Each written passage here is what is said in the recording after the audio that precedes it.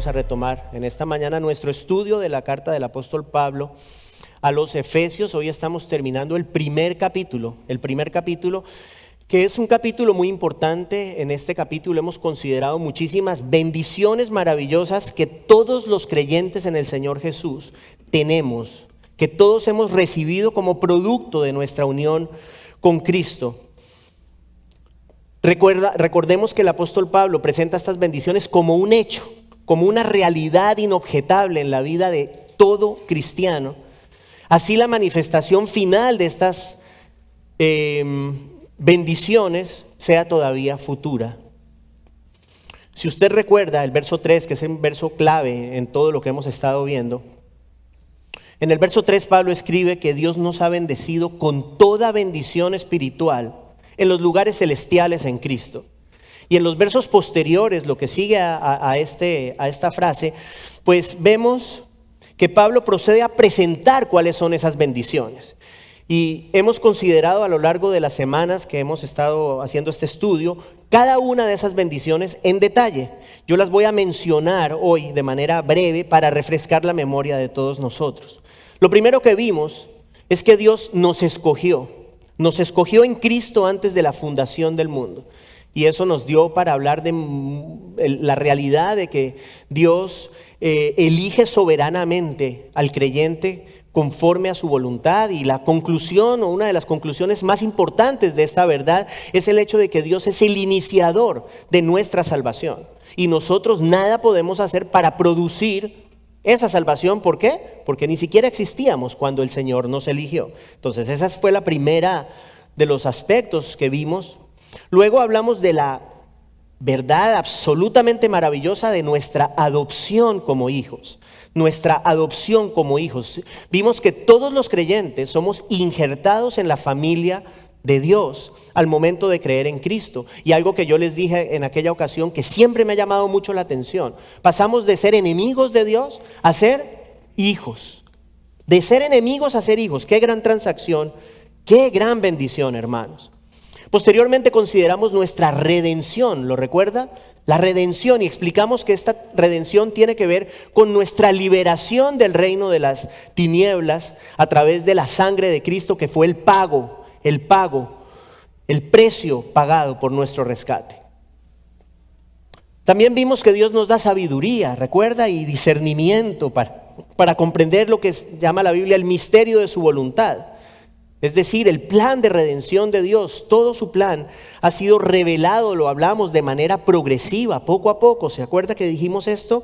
Y que nosotros somos muy bendecidos porque tenemos la plenitud de esa revelación en las Escrituras. Plenitud que no tenían las personas antes de la venida del Señor Jesucristo. O sea, argumentamos que nosotros conocemos más de los planes de Dios que cualquier persona que vivió antes de la venida del Señor Jesucristo. Las dos últimas bendiciones que consideramos tienen que ver con la herencia eterna del creyente y el sellamiento del Espíritu Santo. ¿Qué dijimos con respecto a eso? Bueno, que todos tenemos una promesa maravillosa de un futuro eterno. Recuerda, hablamos de la nueva Jerusalén, de la ciudad celestial. Hablamos del hecho de que tenemos la promesa de una eternidad en la presencia de Dios. Y como garantía de esa promesa, ¿qué nos es dado? ¿O quién nos es dado? El Espíritu Santo. El Espíritu Santo de Dios que viene a morar en nosotros y testifica que somos propiedad de Dios, y como propiedad Él nos protege, Él nos santifica, Él nos sostiene. O sea, todas estas cosas son riquezas maravillosas que hemos venido viendo. Ahora, ante la grandeza de todas estas bendiciones, el apóstol Pablo procede a pedirle al Señor que nos dé a los creyentes certidumbre.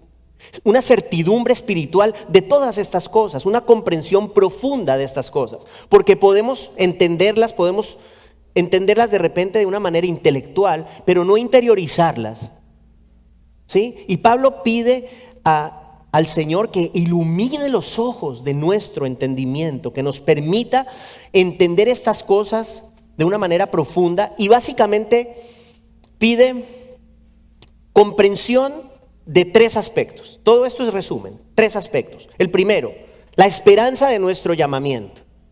La esperanza de nuestro llamamiento como creyentes. Hemos sido llamados a la salvación a través de la fe en Cristo. Y eso implica una gran bendición. Bueno, Pablo quiere que nosotros seamos conscientes de esa esperanza que tenemos. 2, Pablo quiere que seamos conscientes de las riquezas de la gloria, de la herencia que es producto de la salvación. Cuando somos salvos tenemos una herencia eterna. Y Pablo ora al Señor para que nosotros podamos regocijarnos teniendo una profunda comprensión de esas maravillas de nuestra herencia futura. Y en el punto 3, que lo vimos la última vez, que hace 4 semanas, Pablo pide al Señor que nos ayude a comprender la extraordinaria grandeza del poder de Dios. La grandeza del poder de Dios. O sea que hoy vamos a hablar del poder de Dios. Hoy vamos a hablar de ese poder maravilloso que es, escúcheme, necesario para el cumplimiento de todas estas promesas. Esa es la clave de este mensaje. El poder de Dios como algo necesario para que el cumplimiento de las promesas de Dios se pueda llevar a cabo. Para que todas estas cosas puedan ser una realidad. ¿Y por qué? Hay algo muy sencillo, muy simple que podemos decir aquí. Una promesa no va a pasar de las palabras, al menos que quien promete tenga la capacidad para cumplir. Yo le puedo a usted prometer muchas cosas, pero si no tengo la forma para cumplirlas, no va a pasar de las palabras. No pasa con Dios. Dios es un Dios todopoderoso que tiene en sí mismo la capacidad necesaria para cumplir absolutamente todo lo que ha prometido. Podemos estar seguros, y eso es parte de lo que Pablo busca con esta oración. Podemos estar seguros que la perfecta voluntad de Dios para nuestra vida siempre se va a llevar a cabo, porque Dios tiene el poder para cumplir todo lo que ha dispuesto y todo lo que ha prometido. Entonces, nuestro pasaje de hoy lo encontramos en Efesios, el capítulo 1, los versos 20 al 23. Efesios 1, versos 20 al 23. Vamos por favor a ponernos de pie para leer la palabra de Dios, como es nuestra costumbre. Dice el Señor: ese poder obró en Cristo cuando lo resucitó de entre los muertos y lo sentó a su diestra en los lugares celestiales, muy por encima de todo principado, autoridad, poder, dominio y de todo nombre que se nombra no solo en este siglo, sino también en el venidero. Y todo lo sometió bajo sus pies, y a él lo dio por cabeza sobre todas las cosas a la iglesia, la cual es su cuerpo, la plenitud de aquel que lo llena todo en todo. Es palabra de Dios, hermanos, por favor, tomen asiento. Iniciamos entonces recordando que Pablo le pide al Señor, como parte de su oración, que nos conceda a los creyentes una comprensión profunda de, cito, la extraordinaria grandeza de su poder para con nosotros, los que creemos conforme a la eficacia de la fuerza de su poder. Cuando hablamos de este verso, porque esto que acabo de decir es el verso 19, ¿sí? El verso 19, que es el verso anterior a lo que estamos viendo ahora, y ya lo vimos. Fíjese que dice la extraordinaria grandeza de su poder para con nosotros, los que creemos conforme a la eficacia de la fuerza de su poder. Una de las cosas que argumentamos es que nuestra fe es producto del poder de Dios, ¿sí? Creemos conforme al poder de Dios. Y creo que les dije en esa ocasión, eso nos muestra que la fe es un trabajo de Dios, es un don de Dios. No hay ninguna persona que por su cuenta pueda creer sola. El don de la fe es algo entregado por Dios al corazón humano. Eso es lo que vimos en el verso 19. Creemos conforme a la eficacia de la fuerza de su poder. ¿Cuál es el propósito de Pablo? Pablo quiere que nosotros podamos experimentar seguridad, certeza con respecto a las bendiciones que nos acaba de mencionar en los versos anteriores, certeza con respecto a nuestra salvación y todo lo que esto implica. El apóstol pide por certeza acerca de nuestro llamamiento, como ya lo vimos, que a su vez nos lleve a la certeza de nuestra herencia. Si usted tiene certeza de que es una persona llamada por Dios, entonces eso significa que usted tiene una herencia. Pablo pide que usted tenga, y usted y yo tengamos la certeza de ese llamamiento y la certeza de nuestra herencia futura, que viene de el hecho de ser llamados por Dios. Pero hoy Pablo se enfoca en el poder de Dios, que como acabamos de decir es necesario para que estas cosas se puedan cumplir.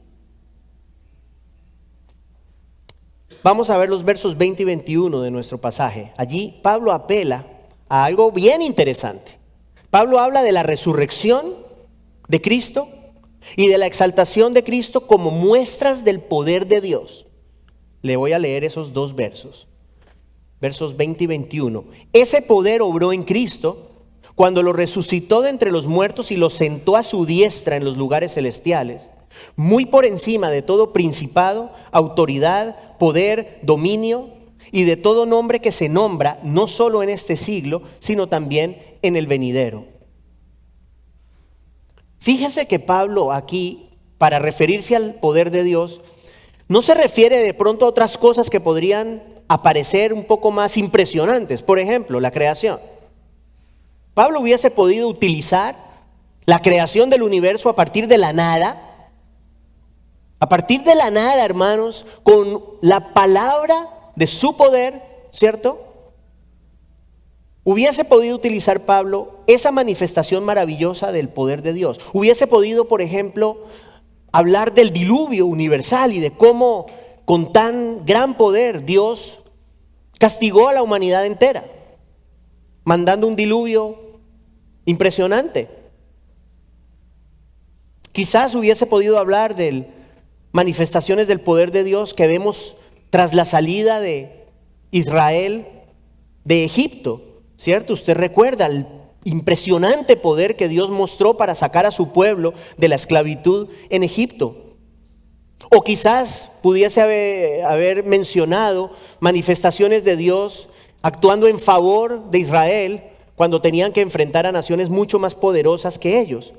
Él hubiese podido utilizar una diversidad de ejemplos para referirse al grandioso poder de Dios, pero no es lo que hace en este pasaje. En este pasaje el apóstol habla que Dios resucitó a Cristo de entre los muertos y lo sentó a la diestra de Dios en los lugares celestiales. Eso es lo que Pablo elige para hablar del poder de Dios. La pregunta es ¿por qué?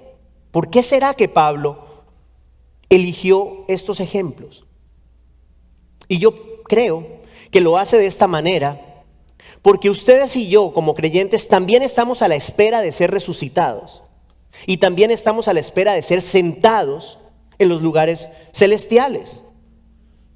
Es justamente lo que Pablo mismo dice en el capítulo 2 de esta carta de Efesios, en los versos 5 y 6. Escuche, dice: aun cuando estábamos muertos en nuestros delitos, nos dio vida juntamente con Cristo.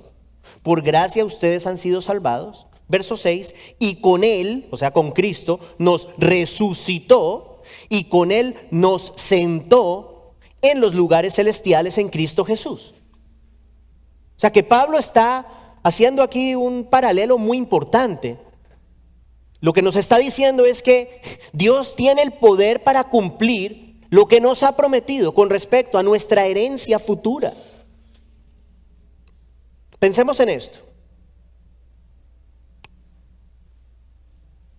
La vida eterna, cuando usted escucha de la vida eterna, hay algo que se necesita para la vida eterna. O sea, para que nosotros podamos experimentar y disfrutar de la vida eterna, necesitamos, ¿sabe qué? Estar vivos. Estar vivos. O sea, una persona que no tiene vida no puede disfrutar la vida eterna, no tiene sentido, ¿de acuerdo? Necesitamos estar vivos para recibir esa herencia maravillosa que Dios nos ha prometido.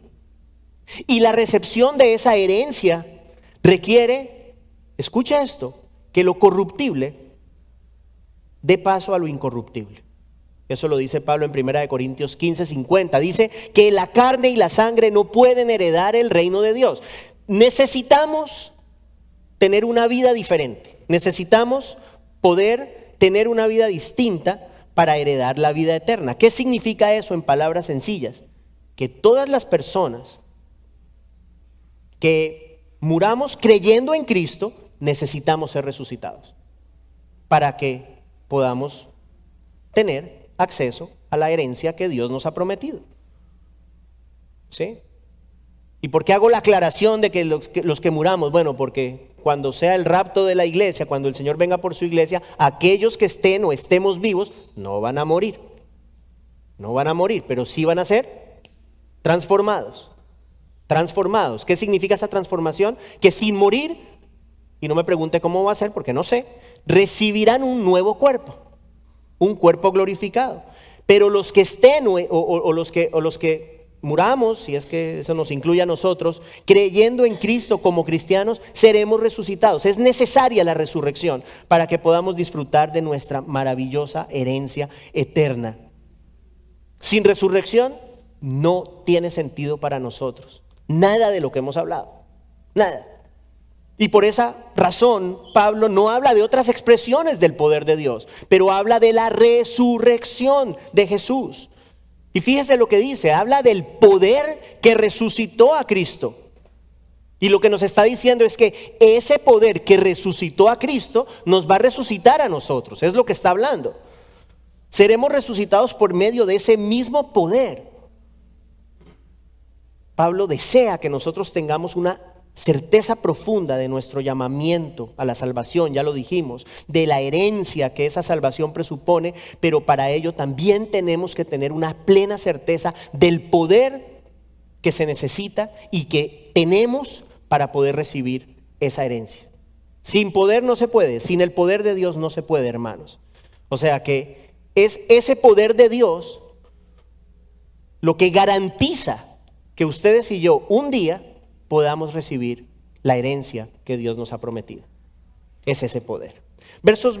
Entramos al verso 21. Verso 21 de nuestro pasaje. El apóstol escribe que Cristo está, escuche, muy por encima de todo principado, autoridad, poder, dominio y de todo nombre que se nombra, no solo en este siglo, sino también en el venidero. Estas palabras, principado, autoridad, poder y dominio, hacen alusión a seres angelicales. Seres angelicales, malos o buenos. Lo que Pablo está indicando aquí es que el Señor Jesucristo tiene preeminencia sobre todos los ángeles, incluyendo los ángeles caídos. Y ahorita vamos a ver por qué eso es importante en el contexto de lo que estamos hablando. Pablo testifica acerca de ese lugar de preeminencia de Jesús sobre los seres angelicales como parte de su deseo de que los creyentes tengamos una certeza profunda respecto a estas bendiciones espirituales que hemos recibido. ¿Por qué incluye esto? ¿Por qué pienso yo que incluye esto? Porque Pablo reconoce que hay un dominio de tinieblas, existe un dominio de tinieblas, ¿liderado por quién? Por Satanás. Satanás y sus demonios. ¿Ellos qué buscan? Frustrar los planes de Dios. Quiero que usted sepa, si no lo sabía, que el enemigo no quiere que los hombres se salven. Él no quiere que los hombres reciban la herencia que Dios tiene reservada para los suyos. ¿Qué busca Satanás? La perdición eterna de los hombres. ¿Y para ello qué hace? Se empeña en velar la realidad salvadora de Cristo y su palabra. Sí, por eso es que las personas incrédulas no pueden ver. Ni siquiera es que no quieran, es que no pueden. No pueden. Pablo sabe estas cosas y por eso deja en claro que Jesús está muy por encima de todas estas huestes espirituales. Repito, tanto buenos como malos. Jesús es más poderoso que todos ellos, en palabras simples, que Satanás y que sus demonios. Y es cierto, no podemos negar que existe una guerra espiritual por las almas de las personas. Escuche, eso es importante lo que le estoy diciendo. Es una guerra por las almas de la gente. ¿Sí? Eso es lo que se ve, eso es lo que existe a nivel espiritual. Pero a pesar de eso podemos estar tranquilos, los creyentes. ¿Por qué? Porque el Señor Jesús está muy por encima de todos esos poderes oscuros que buscan entorpecer los planes de Dios. ¿Sí? Por eso es que una de las realidades bíblicas que enseñamos es que la salvación no se puede perder. Créame, hay gente que piensa lo contrario. Hay gente que piensa que un día es salvo y al día siguiente no. Entonces, imagínese la ansiedad que eso genera. No, la salvación es algo que una vez se recibe no se pierde. Y el Señor se encarga de sostenernos y de protegernos. ¿Por qué? Porque el Señor es más poderoso, hermanos. No importa el poder oscuro, los poderes oscuros que puedan existir, no pueden vencer el poder de Dios. Esa es nuestra garantía. Nada puede hacer Satanás, nada pueden hacer sus demonios para robarnos, arrebatarnos nuestra salvación y la herencia que viene con ella. Pablo dice también en nuestro pasaje que Cristo está muy por encima, dice, de todo nombre que se nombra, no solo en este siglo, sino también en el venidero. ¿Cuál es la idea aquí? No hay un nombre mayor que el nombre de Cristo. Se lo voy a repetir. No hay un nombre mayor que el nombre del Señor Jesucristo. Cristo está por encima de los reyes. Cristo está por encima de todos los presidentes, de los hombres poderosos del mundo. Cristo está por encima de todos ellos. Y de hecho, el nombre de Cristo es el único en quien los hombres podemos hallar salvación. No lo digo yo. Hechos 4:12 dice, en ningún otro hay salvación, porque no hay otro nombre bajo el cielo dado a los hombres, en el cual podamos ser salvos. Ahora bien, la gloria de ese nombre de Cristo no solamente está vigente hoy, pero estará vigente y más vigente que nunca en el futuro, en el tiempo venidero. ¿Por qué le digo eso? Porque va a llegar un día en el cual el señorío de Cristo será reconocido por todos. Hoy no, todavía no ha llegado el tiempo en el cual el señorío de Cristo es reconocido por todos, pero va a llegar un día, Filipenses 2, versos 9 al 11, escuche, se lo leo. Dice Pablo, por lo cual Dios también lo exaltó hasta lo sumo a Cristo y le confirió el nombre, que es sobre todo nombre, para que al nombre de Jesús, ¿qué va a pasar? Se doble algunas rodillas, no, toda rodilla de los que están en el cielo, en la tierra y debajo de la tierra. ¿Qué significa eso? Seres angélicos, los seres humanos y hasta los mismos demonios van a doblar su rodilla y toda lengua va a confesar que Jesucristo es Señor para gloria de Dios Padre. Ese es el nombre de Cristo. El nombre de Cristo es un nombre glorioso. Es un nombre glorioso que está sobre todo nombre, sí Señor. No hay ningún nombre por encima del nombre de Cristo. En nuestro pasaje, repito, Pablo pide al Señor que nos conceda una plena certeza de todas estas bendiciones espirituales. Pero no sé si usted se acuerda, ojalá se acuerde, que en todas Pablo dice, en Cristo, en Él, ¿cierto? En Él, o sea, estas bendiciones sí las recibimos, pero las recibimos en Cristo. Dijimos, aparte de Él no hay estas bendiciones, no existen estas bendiciones. ¿Por qué podemos tener certeza? Bueno, porque Cristo es supremo, por eso. Porque Cristo es supremo sobre todos los seres angélicos, así como también sobre todo nombre que se nombra, como dice Pablo, en este siglo y en el venidero. O sea que yo creo que podemos resumir lo que hemos visto hasta ahora de la siguiente forma. El apóstol Pablo apela al poder de Dios, ¿cierto? Ya lo vimos. Apela al poder de Dios manifestado en la resurrección y en la exaltación del Señor Jesús, así como también al lugar preeminente de Cristo sobre todos los seres angélicos y de su nombre sobre todo nombre. ¿Para qué? Para generar en nosotros confianza respecto a la recepción de las bendiciones eternas que Dios nos ha prometido. Entonces yo traté de poner todo esto como en mis palabras. Es como si Pablo nos dijera, escuche, si no ha entendido, aquí va a entender mejor.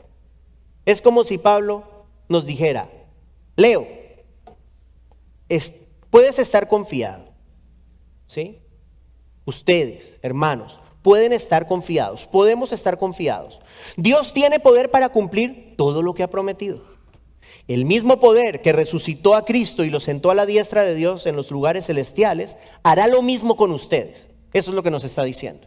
Y todas estas bendiciones las han recibido en Cristo, quien es supremo sobre todo ser creado y quien posee un nombre más excelso que cualquier otro nombre. termina diciendo Pablo, la herencia de ustedes está segura, tranquilos, pues está garantizada por la grandeza del poder de Dios, así como por la grandeza de su Hijo Jesucristo. Ahí traté de hacer un resumen de toda esta idea. En conclusión, tranquilos, tengan tranquilidad, que todo lo que Dios ha prometido lo va a cumplir, porque tiene cómo cumplirlo, porque tiene el poder suficiente para cumplirlo. Llegamos a los versos 22 y 23, los últimos versos de nuestro pasaje de hoy, en los cuales Pablo continúa hablando de la supremacía de Cristo, así como también de la relación del Señor Jesús con la iglesia. Esto es muy interesante. Leemos esos dos versos. Dice, y todo lo sometió bajo sus pies, y a él, o sea a Cristo, lo dio por cabeza sobre todas las cosas a la iglesia, la cual es su cuerpo, la plenitud de aquel que lo llena todo en todo. Amén. Pablo indicó en el verso anterior, habló sobre la supremacía de Cristo, ¿cierto? La supremacía de Cristo sobre los seres angélicos. Ahora Pablo presenta la autoridad de Cristo sobre todas las cosas. Sí, es como que empieza primero con algo más pequeño y luego se va a lo grande.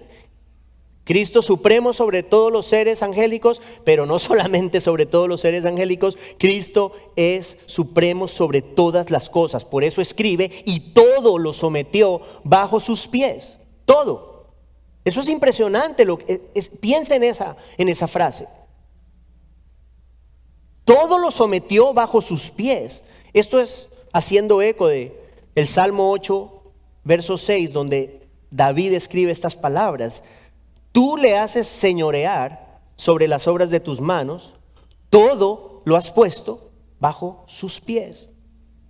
Esa misma verdad la encontramos en 1 Corintios 15, 27, donde Pablo escribe, porque Dios ha puesto todo en sujeción bajo sus pies. Hermanos, ¿qué significa esto? Que Dios ha sometido absolutamente todo bajo la autoridad y el dominio de Cristo. Dominio y autoridad que va a ejercer de manera plena durante su reino futuro aquí en la tierra, así como en la eternidad. ¿Por qué esto es importante teniendo en cuenta lo que hemos estado hablando? Nuevamente, ¿quién nos asegura nuestra salvación? Pues está el Señor Jesucristo, que es supremo sobre todas las cosas.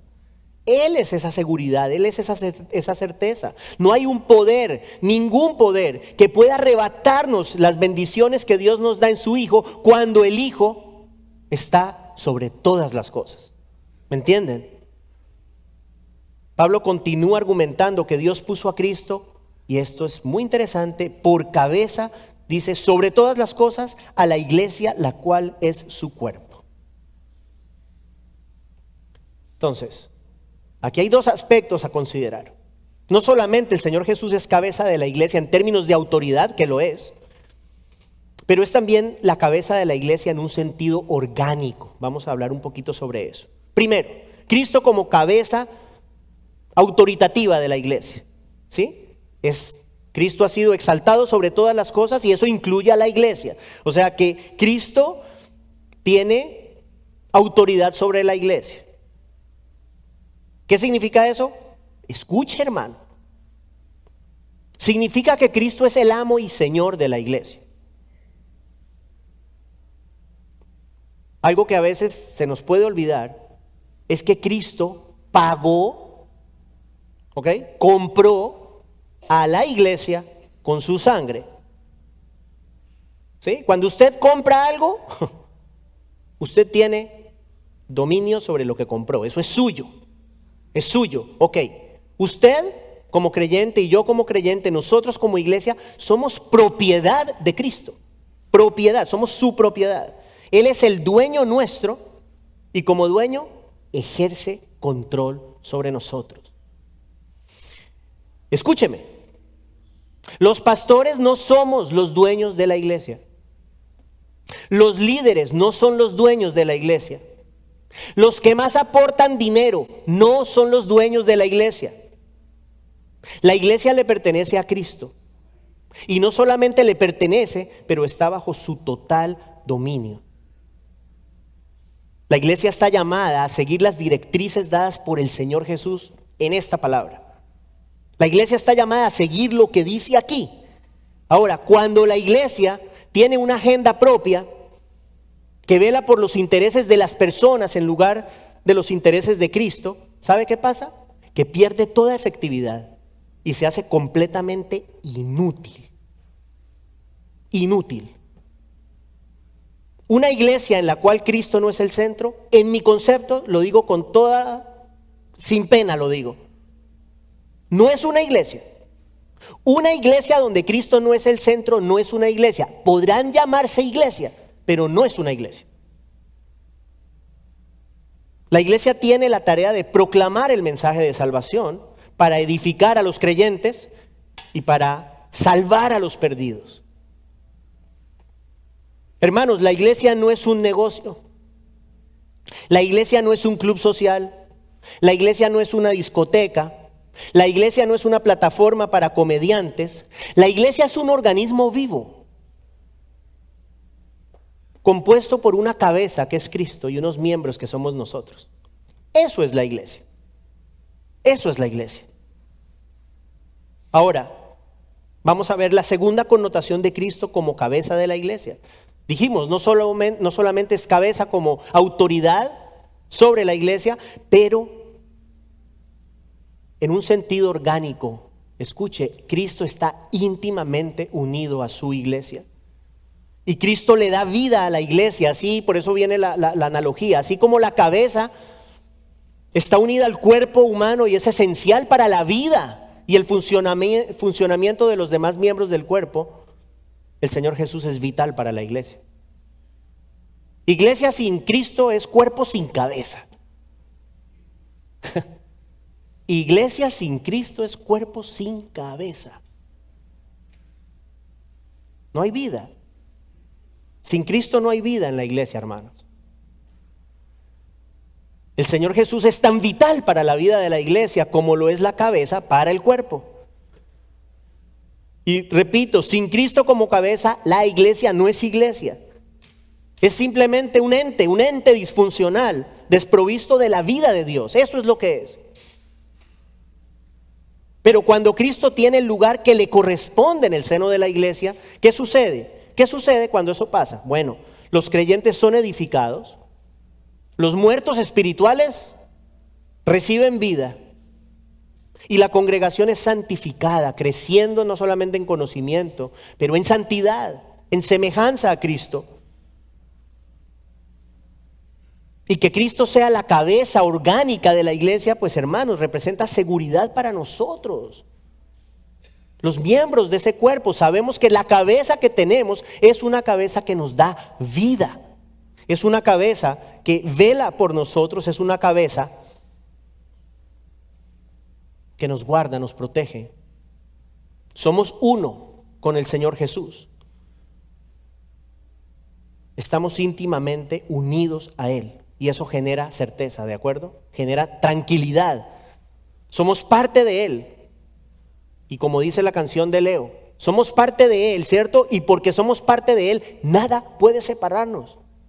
Nada puede separarnos. Piénselo de esa forma. Si usted piensa en la analogía del cuerpo, para que usted tenga un cuerpo funcional y el cuerpo esté vivo, la cabecita tiene que estar unida al cuerpo, ¿cierto? Bueno. Nosotros somos parte de Él y por ende nada puede separarnos. Nadie puede romper el cuerpo de Cristo, pongámoslo de esa manera, ¿sí? Nadie puede acabar el cuerpo espiritual de Cristo, como lo estamos hablando. Nadie nos puede despojar del futuro glorioso que nos aguarda en su presencia. Y termina Pablo nuestro pasaje de hoy haciendo una afirmación que es muy interesante, puede sonar un poco confusa. Pablo dice que la iglesia es el cuerpo de Cristo y dice luego, y la plenitud de aquel que lo llena todo en todo. ¿Por qué esto es interesante y de cuidado? Bueno, porque Pablo pareciera estar diciendo que la iglesia es complemento de Cristo, ¿sí? La iglesia es complemento de Cristo. La iglesia hace que Cristo esté pleno. ¿Sí? La iglesia es presentada como el complemento de Cristo y repito, puede ser un poco extraño porque si usted piensa en Dios, ¿cierto? Y en Cristo como Dios, pues Cristo en su perfección no puede ser completado por nada porque ya está completo, ¿cierto? Eso es parte de ser perfecto. Parte de ser perfecto es que no se necesita nada más. No hay nada que añadir. Y eso es cierto en su esencia divina. En su esencia divina el Señor no puede ser complementado. Pero mira lo interesante de esto.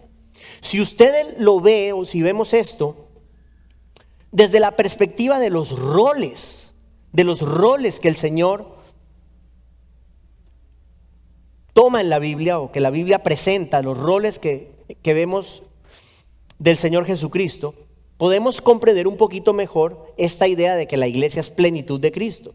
Por ejemplo, usted ha escuchado o lo ha leído, seguro lo ha leído, en Juan 15 que Juan habla, el Señor es presentado como la vid verdadera, ¿cierto? Y nosotros, los creyentes, como unas traducciones dice los pámpanos, otra traducción dice los sarmientos, yo le digo las ramitas, ¿no? Más fácil. Sí, y la manera como yo entiendo esto, bueno, Jesús es el tronco del árbol y nosotros somos las ramas del árbol. ¿Sí? Y en ese sentido, pues piénselo así, o sea, para que la analogía tenga sentido, el tronco necesita ramas y viceversa, ¿cierto? Entonces, en ese sentido, las ramas complementan a la vid, en ese ejemplo. Piense, por ejemplo, en Jesús como el buen pastor. Juan 10 lo presenta como el buen pastor. Para que haya un buen pastor, se necesitan unas ovejas. Pastor sin ovejas no es pastor. ¿De acuerdo? En ese sentido, las ovejas complementan la función de Cristo como pastor. Lo mismo sucede en el ejemplo de hoy. Cabeza, cuerpo. Para que el cuerpo pueda existir, la cabeza necesita de unos miembros. Y en ese sentido, la iglesia complementa a Cristo. O sea que es un tema más de función, más no de esencia, porque Cristo es perfecto y obviamente no podemos agregarle nada. Tras argumentar que la iglesia es complemento de Cristo, ya estamos terminando, el apóstol Pablo termina el pasaje refiriéndose a Cristo como aquel que lo llena todo en todo. O sea que si bien en su rol de cabeza, la iglesia es su complemento, en su esencia divina, Cristo vela por el universo mismo. Cristo lo llena todo en todo. ¿Qué significa? La vida de todas las cosas depende de Cristo. De todas las cosas. En Hebreos 1:3 en este verso, el autor de Hebreos lo dice de una manera muy clara. Dice que Cristo sostiene todas las cosas con la palabra de su poder. O sea que en ese sentido Jesucristo lo llena todo. Él es el fundamento de nuestra certeza de salvación y es el fundamento de la herencia futura que toda persona que cree en Él recibirá de parte de Dios. El mismo poder que obró en Él, hermanos, el mismo poder que obró en Él resucitándolo de los muertos y sentándolo en los lugares celestiales, hará lo mismo por usted y por mí. Nuestra herencia eterna está segura en aquel que está muy por encima de todo poder, aquel que tiene dominio y autoridad sobre todas las cosas. Alegrémonos, hermanos queridos, en saber que Dios nos llamó a la salvación y ese Dios que nos llamó a la salvación nos guarda hasta el final con una inigualable o con su inigualable poder. ¿Para qué? Para que un día podamos recibir la herencia maravillosa que Él ha preparado para nosotros. Oremos. Padre, damos gracias a ti en el nombre de Jesús por tu palabra. Damos gracias por estas riquezas que tenemos en el Señor Jesucristo. Gracias porque el Señor Jesús tiene un nombre sobre todo nombre, porque está muy por encima de todo principado, autoridad, poder. Damos gracias porque el mismo poder que resucitó al Señor Jesucristo y lo sentó en los lugares celestiales nos resucitará a nosotros, Señor, y nos sentará igualmente en los lugares celestiales con Él. Damos gracias por la certeza que tenemos, Señor, la certeza que tenemos en tu fidelidad, en tu poder, el hecho de saber que no existe en este mundo ninguna fuerza capaz de arrebatarnos las maravillosas bendiciones y las ricas promesas que todos tenemos, aquellos que hemos creído en el Señor Jesucristo, todos aquellos tenemos en ti. Gracias te damos, Señor, por tu fidelidad y por tu amor. En el nombre de Jesús oramos. Amén.